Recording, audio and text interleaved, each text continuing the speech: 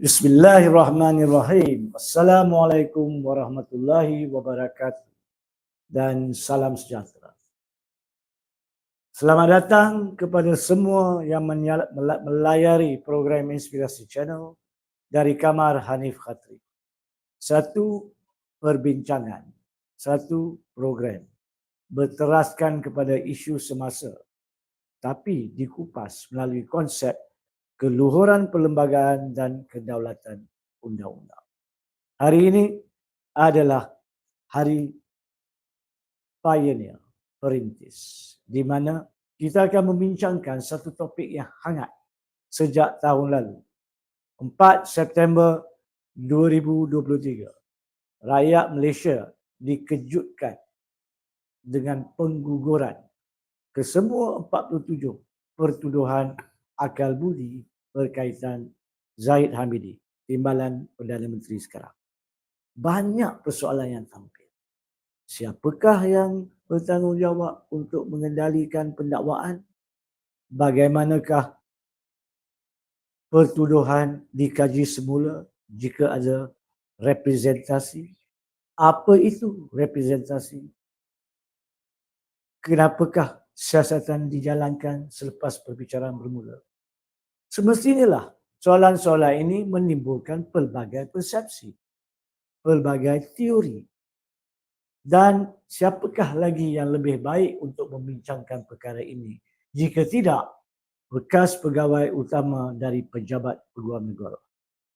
Kita bertuah pada hari ini bersama dengan saya adalah Datuk Hanafiah Zakaria, bekas Peguam Cara Negara ketiga.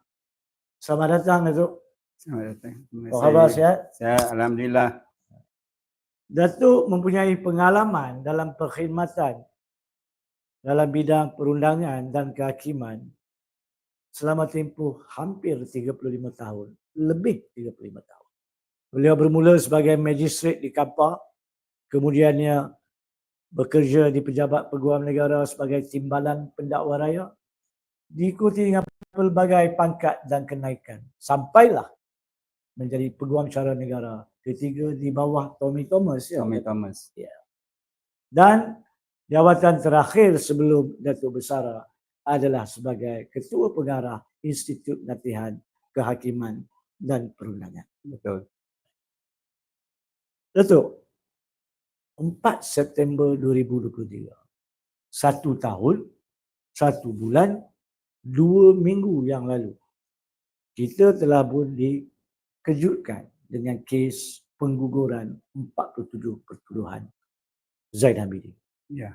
Disusuli dengan perintah mahkamah yang memang mahkamah tidak ada pilihan, sebab apabila pendakwa raya menggugurkan kes, satu-satunya apa yang boleh dilakukan oleh mahkamah adalah memerintahkan pembebasan ataupun pelepasan tanpa pembebasan.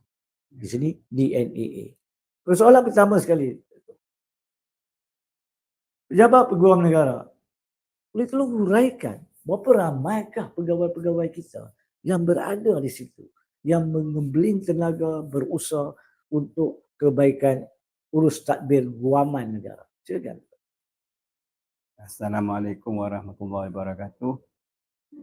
Menjawab kepada soalan tersebut, saya boleh, pada ketika saya berkhidmat di Jabatan Peguam Negara, pada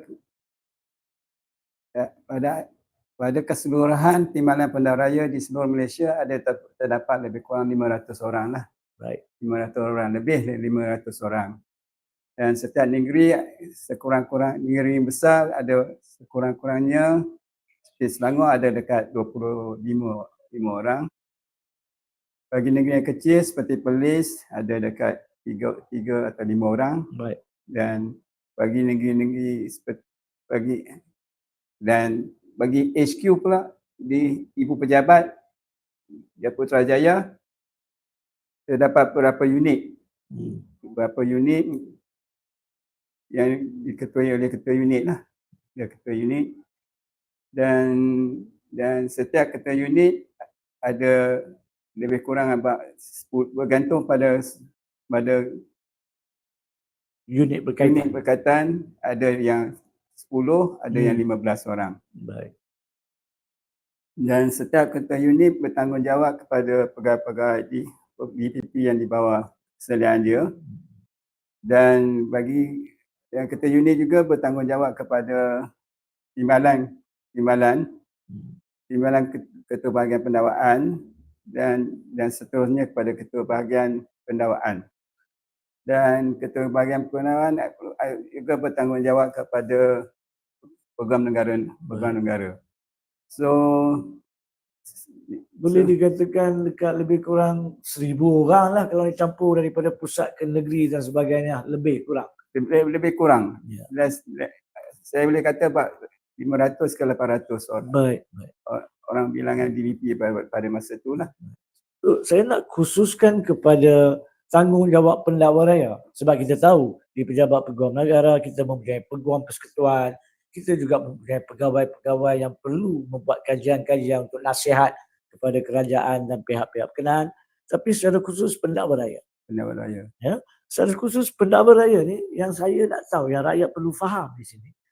Apakah yang berlaku apabila pihak berkuasa yang membuat siasatan, sama ada polis ataupun SPRM, bila fail siasatan itu dimajukan kepada pegawai Timbalan Pendakwa Raya. Apakah proses dalam menentukan yang mana pergi ke mahkamah, yang mana diberi arahan lanjut atau yang mana tidak diambil tindakan? Secara ringkas untuk rakyat faham.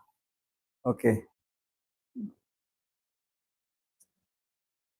Kertas siasatan yang disiasat oleh agensi-agensi penguatkuasa bergantung daripada mana agensi penguatkuasa itu datang. Baik. Sekiranya agensi penguatkuasa itu adalah Polis Diraja Malaysia, dia akan menunjuk kepada unit-unit yang tertentu di ibu pejabat. Baik. Dan ibu pejabat bertanggungjawab untuk keseluruhan IP di negeri-negeri lah. So, tetapi bergantung pada jenis kertas siasatan tersebut. Bagi kes